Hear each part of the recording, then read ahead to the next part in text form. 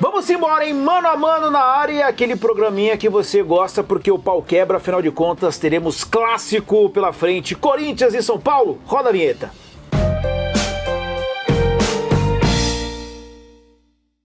Vamos lá então, ó. Seguinte, senhores, Jorge Igor, Vitor Sérgio Rodrigues, vamos embora, hein? A gente já começa numa disputa de um cara que vem tendo o nome falado bastante, né? Não só no Corinthians, mas na mídia como um todo. Carlos Miguel e Jandrei. Será que esse fator emocional, o torcedor pedindo a cabeça do Carlos Miguel, tem que ter respeito com a camisa do Corinthians, pode fazer com que ele equilibre o jogo ali pro lado do Andrei? Pro Jandrei, perdão? Não, eu acho que no momento o Carlos Miguel é melhor que o Jandrei. Se eu tivesse uma vaga só para escalar, escalo o Carlos Miguel. É isso aí, ô Jorge? Tem como fugir disso, não? Ah, não tem como fugir, né? E ainda mais que, assim, tudo bem que o Carlos Miguel virou titular ontem, praticamente. Mas hoje ele é o goleiro titular do Corinthians e o Jandrei tá indo numa circunstância da convocação do Rafael para a Copa América, né? Então acho que é tranquilamente Carlos Miguel. Então Carlos Miguel vence o duelo de maneira tranquila, né? Mateuzinho e Igor Vinícius. Aí acho que tem uma disputa talvez interessante, Jorge Igor. Então, mas eu acho que a temporada do Mateuzinho ela é abaixo, assim, a chegada dele ao Corinthians, né, para um setor onde se esperava ali, uma disputa com o Fagner, o Corinthians mexeu nas laterais, na lateral esquerda e também trazendo o Mateuzinho, ficou naquele imbróglio de chega, treina, não fica, volta, fica de novo, fica de vez, e acho que até agora o Mateuzinho não rendeu aquilo que se imaginava e acho que o Igor Vinícius faz uma temporada claramente melhor. Igor Vinícius. Vai de Igor também? Vou também de Igor Vinícius. A única coisa que atrapalha o Igor Vinícius são as lesões, né? Que aí ele não tem continuidade, toda hora picotado e tudo, e atrapalha demais mesmo. Mas acho que até aqui o melhor do Igor Vinícius é melhor do que o melhor do Mateuzinho pra mim. Então temos o confronto nesse momento empatado. Carlos Miguel, Igor Vinícius, e aí vamos para Kaká e Arboleda. O torcedor tá um pouquinho na bronca com o Kaká, que fez um contra aí contra o Atlético Goianiense, coisa e tal, mas vinha também numa sequência boa. Agora o Arboleda Sim. talvez seja o creme de la creme de São Paulo. Olha aí, o Vitor Sérgio. Chique, hein? Gostou? Tu tá num nível. Que repertório, meu amigo. Eu estudei pro Ataquina. De São Caetano para o mundo, realmente. Mas acho que aí é poupa tempo, né? E não tem nada a ver com gol contra. Gol contra é uma fatalidade ali e tudo, mas o Arboleda vem num nível muito bom, inclusive segurando a onda, dois companheiros de zaga dele, né? Tá toda a roda aí, uma hora é Alan Franco, foi o Beraldo, aí foi embora, aí entrou o Diego Costa, saiu e tudo. Então, a Arboleda muito fácil aí. É isso aí, ô Jorgito? A Arboleda muito fácil. É praticamente aí um poupa-tempo. Aliás, acho que vai dar próximo disso também no duelo seguinte aí. Acho pode ser. Vai levar a zaga do São Paulo aí. Dá pra colocar a Arboleda aí como um dos melhores zagueiros do Brasil? Ou se não o melhor? No momento, um dos melhores, primeira prateleira? Top 5, acho certo. que tranquilo. Top 3 ou top 5. Top 5, certo. Tranquilo. Tá bem servido o São Paulo. E superando, assim, tudo que ele já passou no São Paulo, todo o momento de desconfiança, o momento de baixa, o momento de crise com a torcida, as aprontadas que ele dava, falta de título e tal, assim, hoje é o cara que deu uma volta por cima e tá num nível bem legal. E aí a gente tem no próximo duelo Caetano e Alan Franco. O Caetano Alves, que surgiu muito bem ali no momento que o Corinthians ficou desfalcado defensivamente, aí depois foi perdendo um pouquinho da disputa ali como titular, enfim. E o Alan Franco que talvez na contramão, tava mais afastado e agora vem numa crescente. O Alan Franco no ano passado e desde que ele chegou sempre mostrou muita irregularidade, mas acho que agora, depois que ele entrou no lugar do time do Diego Costa lá, acho que ele vem jogando bem. O Caetano mostrou coisas boas, mostrou alguma irregularidade também no ano passado, mas está há algum tempo sem jogar, então vou de Alan Franco. É isso aí, Jorge. Vem jogando, se firmou. O São Paulo perde pouco com o Alan Franco em campo, né? Chegou a manter aí uma invencibilidade razoável aí em campo pelo São Paulo. E o Alan Franco, acho que a dupla de zaga do São Paulo ganha com alguma tranquilidade o duelo aqui. Vamos lá então para a lateral esquerda, aí temos Hugo e o Wellington. Jorge Igor, o Hugo é um nome aí que o torcedor do Corinthians de fato tem batido bastante. Nós estamos gravando o programa logo depois do pênalti que ele cometeu contra o Atlético Goianiense, né? Assim, uma jogada, a bola dele na linha de fundo, ele vai dar um toquinho a mais e sai aquele desastre que saiu pro Corinthians. Para desespero do craque Neto, que ficou maluco. Ficou pistola, né? Ficou pistola, eu vi o vídeo. Ficou louco o craque Neto e com toda a razão. Acho que até agora, de vários pontos delicados que o Corinthians tem nesse time titular e setores e tal, acho que o Hugo, a lateral esquerda, estão entre eles. Eu vou de Wellington aí, o Wellington que tem uma questão, né? Ele tinha ali no início do ano uma briga clara, uma sombra, um reserva imediato que foi embora, né? Foi o Caio Paulista e, enfim, e o Wellington ele vai se mantendo. Também não tem um desempenho exuberante, mas claramente melhor que o do Hugo. Meu voto é do Wellington. Tem até uma situação do Wellington de possível saída, né? Porque ele não tem se a sentiu questão tão do valorizado, tem né? a questão também do contrato agora. Ele tá rechaçando as propostas do São Paulo, né? O Muricy, quando esteve com a gente no último lance recentemente, falou sobre isso.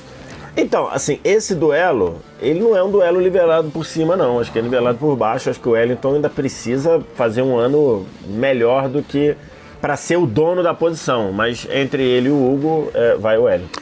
E aí nós temos, eu acho que um duelo bem interessante aqui. Ranieri e Alisson. Jorge Igor. Cara, eu acho que das contratações do Corinthians, o Ranieri, se não foi a que deu mais certo até agora, foi uma delas. Jogador que se encaixou, que tem sido importante, tem sido um ponto de equilíbrio para esse time. Eu acho que na comparação bola por bola e até o que podem oferecer, eu ainda ficaria com o Alisson, mas acho a temporada do Ranieri muito boa para um jogador que veio do Cuiabá, que chegou num cenário tão complicado, de uma reformulação tão profunda do Corinthians. Se você vai achar alguém que está se salvando nesse ano difícil, dá para incluir o Ranieri nesse bolo aí, mas eu ainda iria de Alisson. Talvez a posição ali difícil, né, pra gente medir, né, porque se o time não tá legal, pode fazer com que esse jogador também caia. O Ranieri consegue, mesmo nesse Corinthians bagunçado, Wes, consegue fazer partidas bem interessantes, né? Porque a gente imagina que o Alisson vai ser o primeiro volante, né? Então, o Pablo Maia não tá à disposição, então a gente imagina que ele fique lá. Então é nessa função, por melhor que esteja o Alisson e está bem, nessa função eu vou votar no Ranieri. Você foi de Alisson? Fui de Alisson. Você vai ter que resolver aí. Eu vou de Ranieri. Pra mim pesa muito esse fator aí do time não tá legal e o cara conseguir ainda dar uma resposta e ser ainda um dos bons jogadores. Então, vamos ficar com o Ranieri aqui, tá? Vamos pro próximo. Bidon e Galopo. Vitor Sérgio Rodrigues, garoto Breno Bidon. Surgiu muito bem, viu? Surgiu muito bem. E o Galopo também tá meio que fora de posição, né? Aí você vai ter que quebrar a cabeça aí. Vou ter que quebrar a cabeça. Eu vou de Bidon aí, acho que tá mais à vontade fazendo o papel. O Galopo entra e sai do time. Acho que ele tem até mais qualidade hoje, mas acho que para fazer esse papel, acho que o Bidon tá mais pronto. O Galopo que chegou a ser o Jorge, até não vou dizer um atacante, mas um cara que chegava bastante. Finalização, a gente sabe da qualidade que tem, na bola parada também. Mas assim, no nosso enfrentamento, como um segundo volante aqui. Aliás, na temporada passada, quando ele tem aquela lesão, ele até aquele momento ele vinha sendo goleador do time, né? Vinha sendo cobrador de pênalti, vinha pisando, fazendo gol, mas assim, ele não jogou meia temporada completa ainda, né? Isso pesa demais ali na avaliação. É que eu acho ele mais bola claramente, do que o Bidon, né? Mas vocês estão levando em consideração aqui a faixa do campo e a função onde os caras estão batendo. Mas eu ainda vou de Galopo e deixo você decidir aí. Rapaz do céu. Mais Resolve uma. aí. É normal acontecer aqui no Mano a Mano assim? É normal, é normal. Ele mexe, Tainá Espinosa tem que decidir. Você acha que o apresentador vem aqui pra E a tomar vida água? fácil, né? Não, e Cara, às vezes a Tainá, que você vai pegar o macete, às vezes a Tainá, quando ela acha que vai ser empatado, ela mesmo vota em segundo e deixa o outro decidir pra ela não ficar decidindo toda hora. Já falou assim, por exemplo, eu iria de Bidon aqui. Tipo cara, isso, entendeu? Eu tô muito na análise do Jorge. Claro que é um moleque muito novo ainda, né? A gente não sabe o quanto ele pode crescer. Mas o Galopo, pra mim, ele é um cara que tem muito mais qualidade nesse momento. Então, por qualidade, se o jogo é amanhã, tem que escalar e eu vou de Galopo. Então vamos de Galopo aqui. Vamos pro próximo. Ele que deu o que falar em relação ao seu salário. Coronado. O Vitor Sérgio Rodrigues enfrentando aqui o Nestor. Então, é um que ainda não rendeu e o outro que ainda tá voltando. Mas como o Coronado, pra mim, ainda não mostrou que ele aqui veio ainda, apesar de ver muito bem referendado lá do que ele fez com a camisa do Al-Ittihad, e o Nestor, acho que gosto muito, sempre gostei muito do Nestor, acho que ele tem muito a funcionar, fazendo papel de meia, fazendo papel de volante, voltando, marcando, aparecendo. Se eu tiver uma vaga, eu voto no Nestor.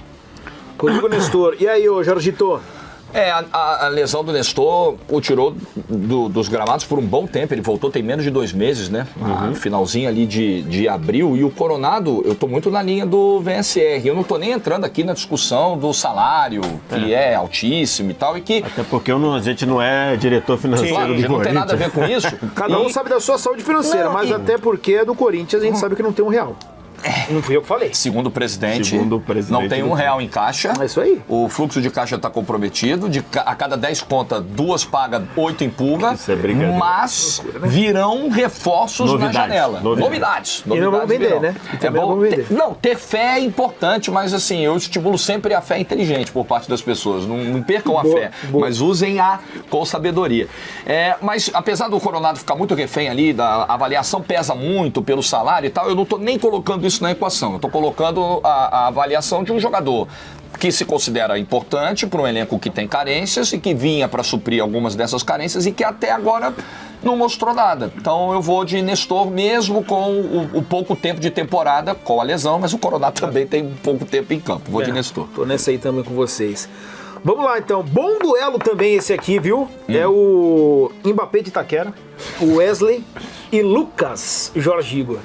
Eu acho que poucos caras no futebol brasileiro jogam na rotação que o Lucas joga. Acho que poucos caras conseguem carregar um setor como o Lucas consegue carregar. Eu acho que é um bom duelo. Acho que o Wesley deu azar de entrar aí nesse duelo com o Lucas, porque ele vai acabar levando a pior.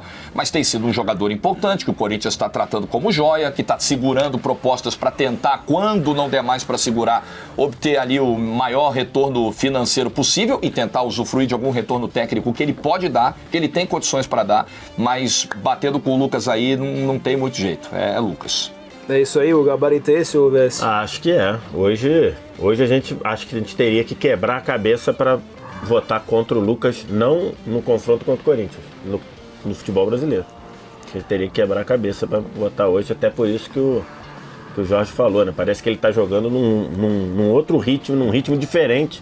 É como se todo mundo, você que gosta de videogame, como se todo mundo estivesse jogando na velocidade 3 e ele estivesse jogando na velocidade 5. E mesmo voltando de lesão, a gente já notava isso, né? Assim, início de temporada, primeiro jogo da temporada contra o Santo André, ele já tava... Não, loucura. Agora, loucura. quando ele volta de lesão, ele já volta nessa pegada. Impressionante, cara. Impressionante. 7-2, hein?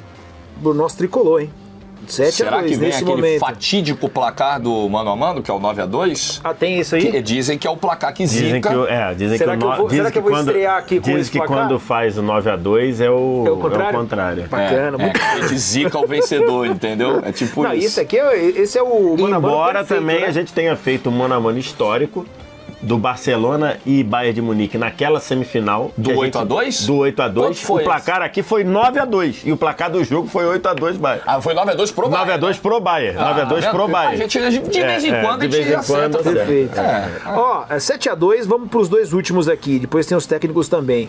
Mosquito e Luciano, né? Um Corinthians que tem aí alguns desfalques importantes, o Galo não Inclusive o Galo, joga, né? enfim. Mosquito e Luciano. Dá pro Mosquito, Vess?